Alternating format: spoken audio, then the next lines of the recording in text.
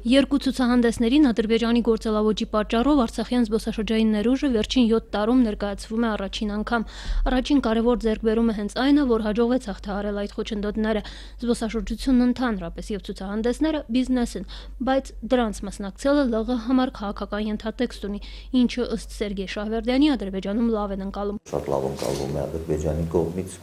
որը իմիջիայլոց մեկ տարի շարունակ փորձում էր ՄԱԿ զբոսաշրջային միջազգային կազմակերպության մեջ անցկացնել մի բանաձև, որով արգելափակվում է չճանաչված երկրների մասնակցությունը միջազգային զբոսաշրջային ցուցահանդեսներին։ Հիմա իրավական հիմք չունենալով Արցախի մասնակցությանը խոչընդոտելու համար Ադրբեջանը Բեռլինում բողոքի ցույց կազմակերպեց, որն առանձնացավ իր կատաղությամբ։ Մոսկվայում ադրբեջանցիները փորձեցին ճնշում գործադրել կազմակերպիչների վրա, պահանջելով, որ Լեռնային Ղարաբաղը ներկայացվի ոչ թե պետության, այլ ընկերությունների մակարդակով։ Որը իհարկե անընդունելի է մեզ համար, որովհետև մենք ցուցահանդեսներին մասնակցելու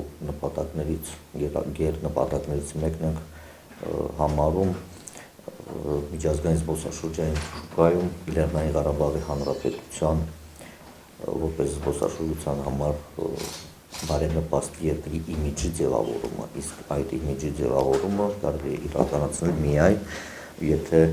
ցուցահանդեսին մասնակցում է երկիրը,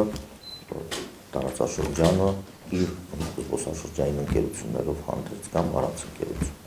Մոսկվայի ցուցահանդեսի ձեռքբերումներից մեկը արցախյան զբոսաշրջային երկու ընկերությունների մասնակցությունն էր, ինչը ըստ պաշտոնյայի հնարավորություն կտա կապեր հաստատել եւ զբոսաշրջիկներ բերել Արցախ։ Ցուցահանդեսում ուշադրություն գրավելուն օգնեցին կազմակերպված արցախյան գինու համտեսը, հայկական ուտելիքների համտեսը, արցախյան երկու ներկայացումը։ Ըստ էկոնոմիկայի փոխնախարարի հաջողությունների եւ այն, որ արցախյան զբոսաշրջային ներուժի նվիրված առանձին շնորհանդես կազմակերպվեց։ Կա պայմանավորվածություն, որ նման միջոցառումներ կկազմակերպվեն նաեւ Ռուսաստանի այլ քաղաքներում։ Լուսինա Ավանեսյան, Մերուժան Հայրապետյան, օր։